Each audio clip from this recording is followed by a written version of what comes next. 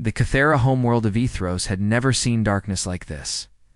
For 3,000 years, the crystalline spires of their capital city had caught starlight and transformed it into beautiful rainbow patterns that danced across the sky. Tonight, those same spires reflected the orange glow of burning ships. Elder Mira pressed her six-fingered hands against the cool surface of the temple's quantum communicator. Her blue skin had lost its natural shimmer, dulled by exhaustion and fear.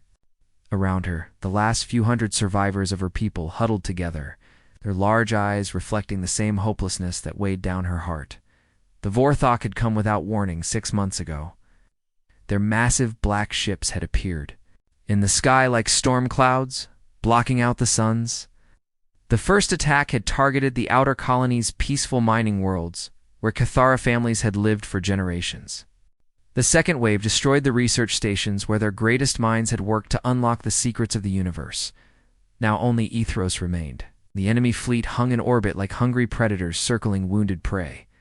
The Cathara had no weapons, no armies, no way to fight back. They were scientists, artists, philosophers. War was not in their nature. "Elder Mira," whispered young Kes, her voice barely audible above the distant rumble of Vorthok engines. "Are we really going to die?" Mira looked down at the child, whose crystalline hair caught the last light from the temple's sacred flames. How could she answer? The Vorthok had broadcast their intentions: clearly complete extermination of the Cathera species. They wanted the worlds, not the people. "We must try one last thing," Mira said, her voice stronger than she felt. The ancient prayer of distant calling. Survivors gathered closer. Many had never heard of such a ritual. It came from the oldest texts, written when the Cathara first learned to travel between stars. The prayer was meant to reach across the void, to call for help from unknown friends among the stars. Myra activated the quantum communicator, its crystalline surface beginning to glow with soft blue light. This device could send messages faster than light itself, riding the invisible currents that connected all things in the universe, but it had never been used to call for help before. "Great Cosmos," Myra began, her voice carrying through the temple and into the machine. "We are the Cathara, children of Ethros, keepers of knowledge and beauty. We have lived in peace for 3,000 years, harming none, seeking only to understand the wonders of creation." The communicator hummed with power, building the message into pure energy that would race across the galaxy. Mira closed her eyes and continued. "Now we face our ending. The Vorthok Empire has come to our worlds with ships of war and hearts of darkness. Our people are scattered. Our cities burn. Our children cry for parents who will never come home. We have no weapons to fight them, no armies to defend us. We are dying." Around the temple, the survivors began to weep. Some held each other, some looked up at the stars visible through the crystal dome above. All of them knew this was their last hope. If any civilization of compassion exists among the stars, please hear our cry. We do not ask for conquest or revenge. We ask only for the chance to live, to continue our peaceful ways, to raise our children under foreign suns if our home must fall. We are the Cathara, and we are dying. The message finished building inside the communicator. The flash of brilliant light, it burst into space, racing away from Ethros at impossible speed. The quantum waves carried not just words, but the very essence of Cathara culture, their language, their history, their coordinates, their desperate hope. The transmission spread across the galaxy like ripples in a cosmic pond. It passed by empty worlds and dying stars, through asteroid fields and nebulae, seeking any species that might listen and care. Far away, on the other side of the galaxy, the message found its target. Lieutenant Tay was half asleep at his monitoring station on Luna Base when the alien signal cut through the cosmic background radiation like a knife through silk. His coffee mug nearly fell from his hands as the translation computers began working, turning strange alien sounds into human words. Double quotes, please. Please. Place. ... The young officer stared at his screen in disbelief. In all his years monitoring deep space, He had never received a distress call from an alien species. His hands shook as he activated the priority alert system. Within minutes, Admiral Kim was reading the full message in her private office. The words hit her like physical blows. A peaceful species facing extinction. Children crying for dead parents. An entire civilization asking for nothing more than the right to exist. She thought of Earth's own dark history. Of times when good people had stood by and done nothing while evil triumphed. Humanity had learned from those mistakes. They had sworn never to let it happen again. The Admiral picked up her secure communicator and called an emergency meeting of the Human Coalition Council. The Cathara had sent out a prayer, and Earth was going to answer it, but they would not answer with words or wishes. They would answer with warships. The emergency meeting room at Terra Command had never felt so heavy with tension. Admiral Hannah Kim stood at the head of the long metal table, her dark eyes fixed on the holographic display floating above them. The alien message played again, filling the room with strange musical sounds that the translation computers turned into heartbreaking human words. "We are dying," the voice of Elder Myra echoed through the speakers. "Our children cry for parents who will never come home." Around the table, the 12 members of the Human Coalition Council sat in complete silence. Some stared at the display, others looked down at their hands. All of them felt the weight of what they were hearing. Colonel Dew was the first to speak, his voice barely above a whisper. "They're completely peaceful. Look at these files our computers pulled from their transmission. No weapons, no armies, no concept of war. They're like ... like children asking for help." Minister June shifted uncomfortably in her chair. She was a small woman with gray hair and worry lines around her eyes. "Our laws are clear about this. We don't interfere in alien conflicts. We've never even made contact with another species before." "This isn't a conflict," Admiral Kim said, her voice cutting through the room like steel. "This is genocide. One species completely destroying another for no reason except they want their planets." The holographic display changed, showing intercepted Vorthok transmissions. The alien ships were massive, dark, and covered in weapons. Their messages were full of hate and violence, talking about the Cathara like they were insects to be crushed. "The Vorthok Empire has been growing for 50 years, reported Intelligence Chief Park. "They've destroyed at least 6 other peaceful species. The Cathara are just the latest victims." Admiral Kim walked around the table, looking each council member in the eye. "We've all studied Earth's history. We know what happens when good people see evil and do nothing. We've sworn never to let that happen again." "But they're aliens," Minister June protested. "We don't know anything about them. What if we're making a mistake?" Dr. Nari, the head of Earth's Xenolinguistics department, spoke up from her seat near the corner. "I've been studying their language patterns and cultural markers in the transmission. They're remarkably similar to early human civilizations, but they never developed warfare. Their entire society is built around learning, art, and peaceful cooperation." "That's exactly why they're dying," Colonel Dew said grimly. "They have no way to defend themselves." The vote was called. One by one, the council members raised their hands.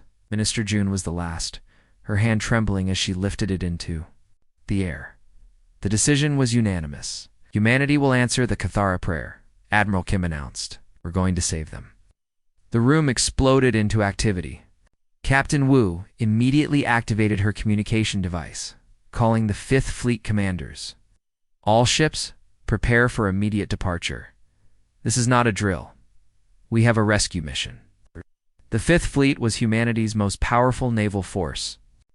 27 ships, including the massive carriers, Defender and Guardian.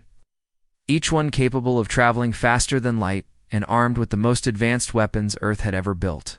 They had been created to defend human space from unknown threats. Now, they would be humanity's first ambassadors to the galaxy. Dr. Nari was already on her feet, gathering her research team. "We need to understand everything about Cathara culture.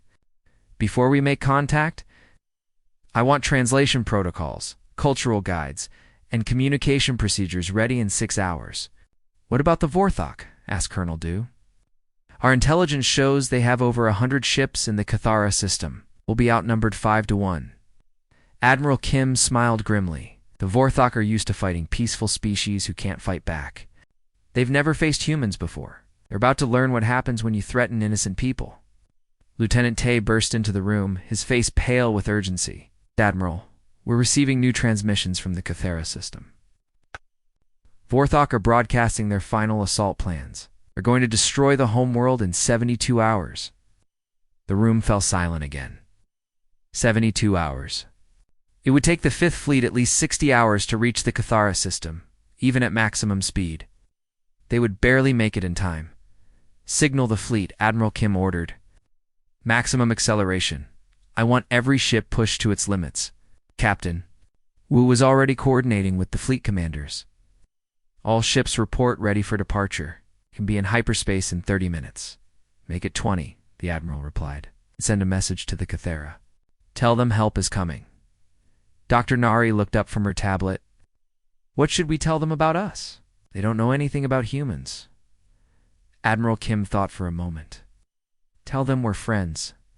Tell them we believe every species has the right to exist in peace. Tell them we're coming with warships because sometimes peace has to be defended with strength. As the council members rushed to their duties, Admiral Kim stood alone in the empty meeting room, looking up at the holographic display. The face of Elder Myra appeared, her alien features somehow familiar in their expression of hope and desperation. Hear you, the Admiral whispered to the image. We're coming. The space around Ethros looked like a scene from hell. Massive Vorthok dreadnoughts floated in the darkness like giant metal monsters, their weapons firing endless streams of deadly energy at the beautiful, crystalline planet below. The Kithra's protective shields flickered and sparked with each hit, growing weaker by the minute. Elder Mira stood in the damaged control center of the last Cathara space station, watching her world die. The station shook as another blast hit nearby, sending her stumbling against the wall. Through the cracked windows, she could see the orbital cities burning, their crystal structures melting like ice under the Vorthok assault. Elder called. Young Kess from the communication station, the planet's shields are failing. The northern continent is already being hit. Mira closed her eyes and tried not to think about the millions of innocent Cathara on the surface below. Children in schools. Artists in their studios, scientists in their laboratories, all of them about to die because her people had never learned to fight. Suddenly, space itself seemed to tear open. Bright flashes of light appeared at the edge of the star system and something incredible began to emerge. Ships, dozens of them. But these weren't the dark, evil-looking vessels of the Vorthok. These ships were different, sleek, powerful, but somehow beautiful at the same time. What are those? Kess whispered, staring at the viewing screen. Before Mira could answer, her communication system crackled to life. A voice spoke in perfect Cathara language, but with an accent she had never heard before. Thera vessels, this is Captain Bin of the Human Coalition. We received your transmission. We are here to help. The control room fell completely silent. Every Cathara present stared at the communication device as if it had just performed a miracle, which in a way it had. Humans, Myra managed to say, her voice shaking with disbelief. You... you came. But we are strangers to you. We have never met your species before. The alien voice replied immediately, and Mira could hear something warm and strong in the words. No one is a stranger who calls for help. We heard your prayer, and we came as fast as we could. Through the viewing screens, Mira watched as the human ships moved through space with incredible skill. They were smaller than the Vorthok dreadnoughts, but they moved like dancers, graceful and precise. And they were heading straight for the enemy fleet. We need information about your attackers, Captain Bin continued. Ship designs, weapon types, anything that might help us fight them. The words sent a chill through Myra's crystalline body. These humans had traveled across the galaxy not to hide or run, but to fight. For strangers, for people they had never met. Why? She whispered. Why would you risk your lives for us? There was a pause, and then the human captain spoke again. Because it's right. Because every species deserves to live in peace. Because we've learned that evil wins when good people do nothing. Mira looked around the control room at her surviving people. They were all staring at her with the same expression of hope and wonder. Hope that had been dead for months was suddenly burning bright again. Send them everything, she ordered. Ship designs, weapon patterns, shield frequencies. Everything. We know about the Vorthok, young Cathara. At the computers began working frantically, uploading years of intelligence data about their attackers. The humans absorbed it all. Their computers processing the information with incredible speed. As the data flowed between the two species, Myra watched the human fleet deploy across the battlefield. Their ships moved with purpose and intelligence, positioning themselves between the Vorthok and the dying planet.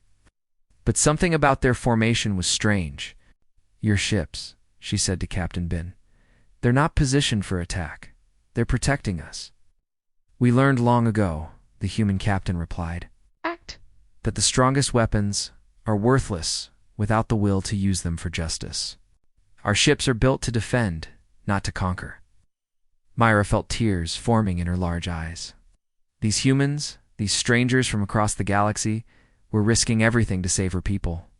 And they were doing it not for profit or territory, but simply because it was right. The Vorthok are confused, reported one of her technicians. They don't understand why the humans are protecting our evacuation routes instead of attacking their command ships. On the communication channel, Captain Bin's voice was calm and steady. Elder Mira, we're going to buy you time to evacuate as many of your people as possible. Our transport ships are ready to take refugees.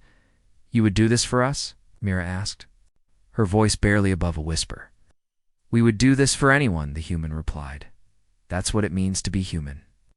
As the first human ship moved to engage the Vorthok fleet, Mira understood that her people's prayer had been answered by something. More than warriors, it had been answered by a species that had learned to fight not for conquest, but for protection. Not for hate, but for love. The battle was about to begin. And for the first time in months, Mira dared to hope that her people might actually survive. The first human missiles struck the Vorthok flagship like a bolt of lightning. Admiral Krex watched. From his command chair, as his ship's shields flared and sparked, the unexpected attack catching his fleet completely off guard. These humans had appeared from nowhere, and now they dared to challenge the mighty Vorthok Empire. Return fire. Krex roared, his scaled hands gripping the armrests of his chair. I'll destroy them all. But something was wrong. The human ships weren't fighting like any enemy the Vorthok had ever faced. Instead of pressing their attack on the command vessels, they were spreading out across the battlefield, positioning themselves between Vorthok guns and Cathar evacuation ships. Sir, reported his tactical officer, confusion clear in his voice, the humans are ignoring our battle cruisers. They're focusing on protecting the civilians. Krex stared at the battle display in disbelief. In 50 years of conquest, no enemy had ever prioritized saving lives over winning battles. It made no sense. How could you defeat an enemy if you didn't destroy their ability to fight? On the planet's surface, Commander A and her Marine squad moved through the burning streets of New Ethros like shadows.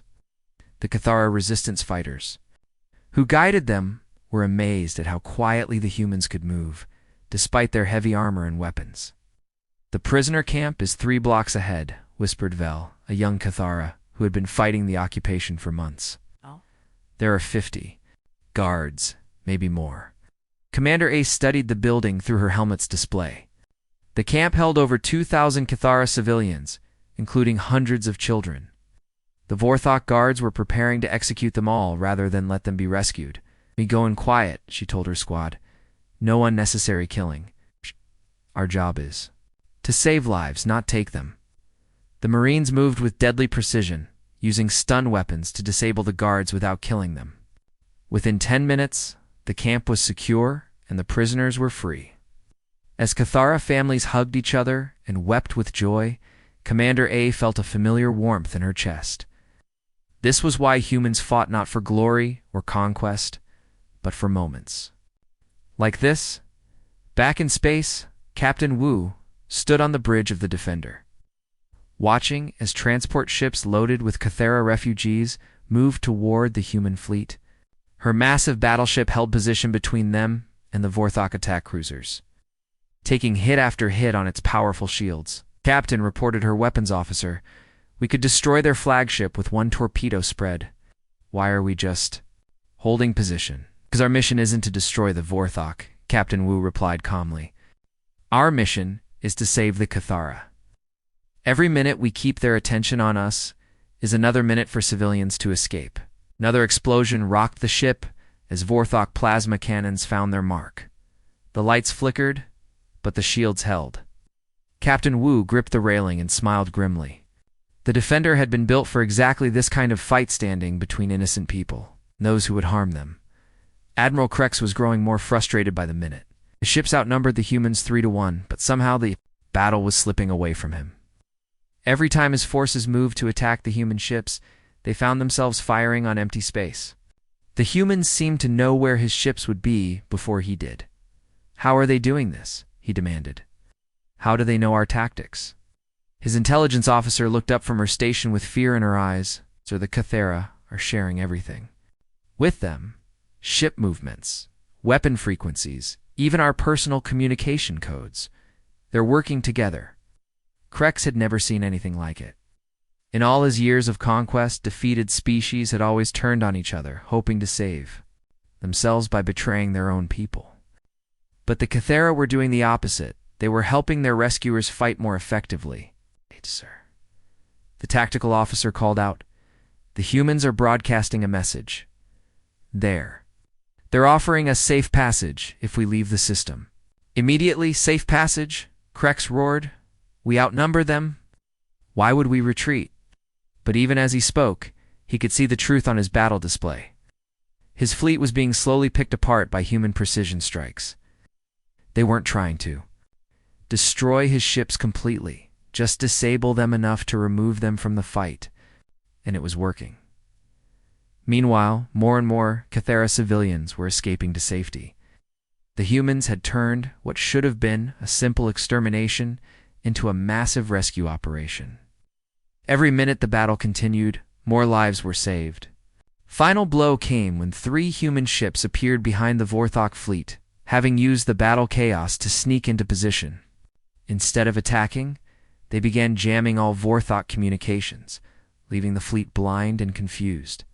Sir, his communications officer reported, we've lost contact with half our ships. And the humans, ... They're still offering us safe passage, Admiral.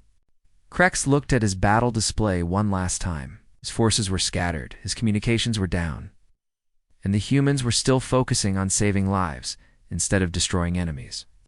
He had never faced anything like this disciplined compassion, and he had no idea how to fight it. Signal the fleet, he said quietly. We withdraw. As the Vorthok ships limped away into deep space, Captain Wu finally allowed herself to relax. Around her, the Defender's crew cheered, but she was watching the transport ships full of rescued Cathara civilians. Mission accomplished, she said softly. Everyone goes home. 3 months after the battle, the Cathara homeworld looked like something from a dream. The crystalline spires that had been shattered by Vorthok weapons now rose, even higher than before, their surfaces reflecting not just starlight, but also the warm glow of human engineering. Where once there had been destruction, now there was beauty beyond imagination. Admiral Kim walked through the rebuilt streets of the capital city, marveling at what 2 species could accomplish when they worked together. Human engineers had learned to shape crystal like the Cathara masters, while Cathara scientists had shown humans how to make their defensive shields stronger and more efficient. The result was architecture that was both stunning and nearly indestructible. It's incredible, she said to Elder Mira, who walked beside her on 6 graceful legs. Your people are natural artists. Every building is like a work of art, Arez. Crystalline skin shimmered with pleasure at the compliment. And your people are natural protectors. Look there, Avon. Our most beautiful towers now have shield generators hidden inside their walls. Beauty and strength together. They paused at a construction site where human workers in environmental suits labored alongside Cathara engineers. The 2 species couldn't breathe the same air. but they had found ways to communicate through gestures, drawings, and simple translation. Devices, language barriers seemed to disappear when people were working toward the same goal. A young human marine named Jin was teaching a group of Kithara children how to play a simple Earth game with a ball. The children's laughter sounded like wind chimes in the crystal canyons, and Jin's face was bright with joy despite the language barrier. Every few minutes, one of the children would say a word in English, and Jin would repeat it back in Kithara. Both sides learning from each other. "Your people are so different from us," Mira observed, watching the scene. "You're built for war, but you choose peace whenever possible." "We're built for peace, but we never learned to defend ourselves." Admiral Kim nodded thoughtfully. "Maybe that's why we work so well together. We each have something the other needs." They continued walking until they reached the restored temple, where Myra had first sent her desperate prayer into space. Quantum Communicator had been rebuilt, larger and more powerful than before.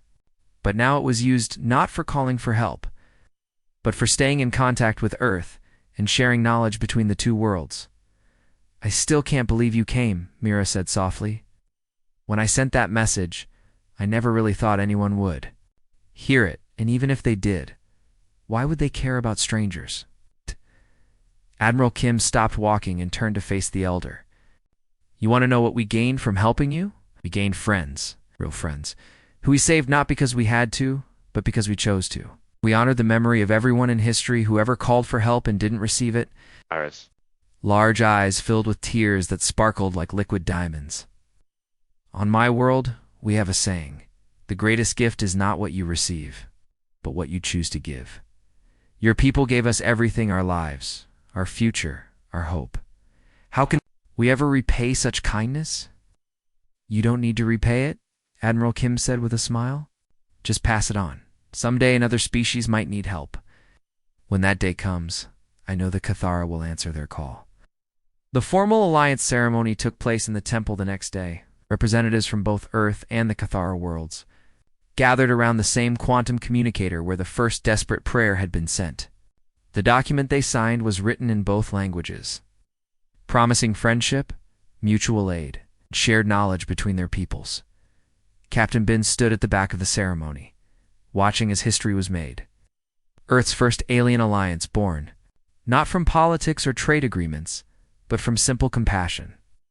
His translator device buzzed softly as Elder Mira began to speak. "Today we forge bonds that will last forever," she said, her musical voice carrying through the crystal chamber. "The Cathara were dying, lost in darkness. The humans brought us light. It's not just the light of their weapons to drive away our enemies, but the light of hope, of friendship, of love."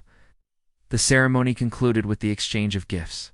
The Cathara presented the humans with quantum computers that could process information faster than anything on Earth. The humans gave the Cathara defensive technologies that would ensure they never again faced extinction helplessly. But the real gift was less tangible, was the knowledge that in a vast, often cruel galaxy, kindness still existed. That species could meet as strangers and part as family. That sometimes, when you sent a prayer into the darkness, the universe really did listen. That night, Elder Mira stood alone in the temple, composing a new message on the quantum communicator. But this was not a cry for help. This was a song of gratitude, broadcast to every corner of the galaxy. "To all who can hear this message," she began, "know that hope is real. Know that kindness exists among the stars. Know that there is a blue world called Earth, whose children crossed the galaxy simply because it was right. The universe does listen to our prayers, and sometimes it answers with exactly what we need." The message raced into space, carrying news of humanity's compassion. Two worlds not yet discovered. Somewhere in the darkness, another species might be listening, learning that they were not alone.